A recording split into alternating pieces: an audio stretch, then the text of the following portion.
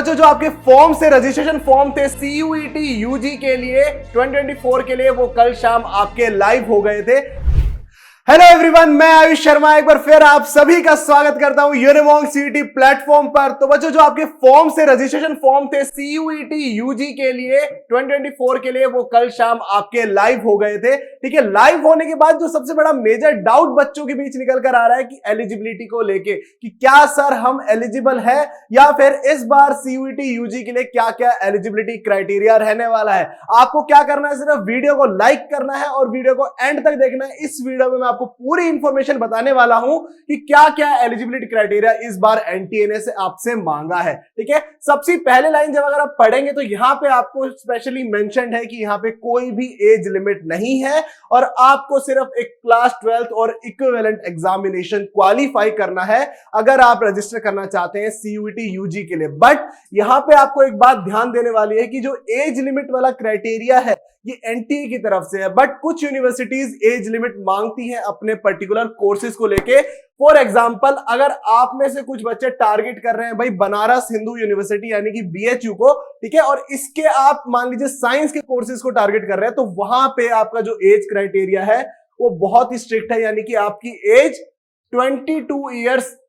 से 23 इयर्स के आसपास ही होनी चाहिए, इनके बीच होनी चाहिए, ना इनसे ज्यादा नहीं होनी चाहिए। अगर इससे ज्यादा आपकी एज है, आप 24-25 के हैं, तो आप एलिजिबल नहीं होंगे बीएचयू से अपना डिग्री कोर्स करने के लिए साइंस स्ट्रीम के अंदर। ठीक है, तो इस चीज का आपको स्पेशल ध्यान रखना है कि जिस भी यूनिवर्सिटी को आप टारगेट कर रहे हैं, जिस भी कोर्स को आप टारगेट कर रहे हैं, वो आपके एज क्राइटेरिया को फुलफिल करता है कि नहीं। ठीक है, और अगर आपको इसी से रिलेटेड अपने कोर्सेज चाहिए, अपनी यूनिवर्सिटी से रिलेटेड, तो जल्दी से मुझे कमेंट सेक्शन के अंदर बताओ कि सर मेरा सपना है इस यूनिवर्सिटी के अंदर एडमिशन लेने का और वो भी इस कोर्स में। मैं सारा आपका जो eligibility criteria, courses, subject combination वो सब आपको बता दूंगा नेक्स्ट वीडियोस के अंदर। जल्दी से कमेंट सेक्शन के अंदर बताओ। ठीक है, उसके बाद देखो यहां पे स्पेसिफिकली मेंशन्ड भी किया गया है कि जो आपका एज क्राइटेरिया है वो यूनिवर्सिटी इंस्टीट्यूट उसके ऊपर भी डिपेंड करता है कि वो क्या एज क्राइटेरिया अपने कोर्सेज के अंदर आपको ऑफर कर रहे हैं। अब उसके बाद हम भाई बात करते हैं कि सर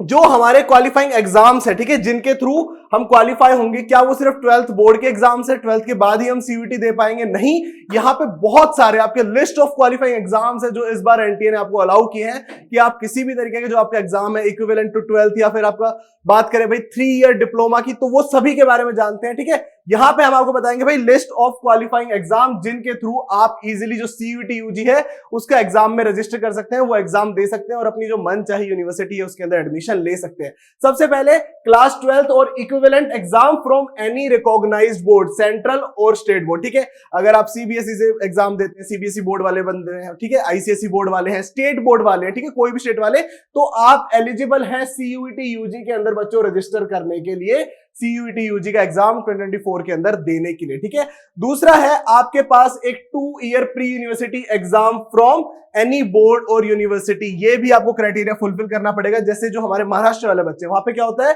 क्लास 10th के बाद होता है उनका जूनियर कॉलेज, ठीक है, जिसमें वो 2 साल कॉलेज के अंदर निकालते हैं। ठीक है, 2 साल का वो कॉलेज होता है, ठीक है, उसको हम कहते हैं इंटरमीडिएट कॉलेज। तो वहां से अगर मान लीजिए उनके पास 2 ईयर प्री यूनिवर्सिटी एग्जाम उन्होंने कोई दिया है, तब भी वो एलिजिबल है सीयूईटी यूजी को रजिस्टर करने, सीयूईटी यूजी के लिए रजिस्टर करने के लिए। ठीक है, तीसरा है अगर उनके पास सीनियर सेकेंडरी स्कूल एग्जाम, ठीक है, जो कि कंडक्ट कराता है हमारा national institute of open schooling, ठीक है, इससे अगर कोई भी उनके पास सर्टिफिकेट है ओपन स्कूलिंग का विद मिनिमम ऑफ 5 सब्जेक्ट, ये चीज आपकी इंपॉर्टेंट है। ठीक है, अगर आपने national institute of open schooling से अपने 12th करी है, ठीक है, वहां के जो सीनियर सेकेंडरी एग्जाम्स है वो दिए हैं मिनिमम 5 सब्जेक्ट, ठीक है, ये मिनिमम 5 सब्जेक्ट आपको अच्छे से याद रखना है, तब भी आप एलिजिबल हो जाएंगे सीयूईटी यूजी के लिए रजिस्टर करने के लिए, सीयूईटी के एग्जाम में बैठने के लिए। और इसके बाद अगर आप डिप्लोमा स्टूडेंट है, मान लीजिए आपने एक डिप्लोमा कर रखा है, ठीक है, आपने 3 ईयर का डिप्लोमा किया है जो कि रिकॉग्नाइज होता है हमारा AICTE के द्वारा, ठीक है, तब भी आप एलिजिबल हो जाएंगे बच्चों सीयूईटी यूजी के अंदर रजिस्टर और एग्जाम देने के लिए।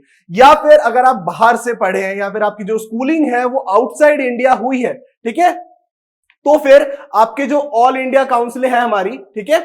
यूनिवर्सिटीज की, उससे ग्रांट आपके पास कोई डिप्लोमा या सर्टिफिकेट है आपकी स्कूलिंग का जो उसको रिकॉग्नाइज करते हैं, तब भी आप इजीली क्या कर सकते हैं, सीयूईटी यूजी के लिए बच्चों रजिस्टर कर सकते हैं। इधर कोई भी आपको प्रॉब्लम नहीं होने वाली है। ठीक है,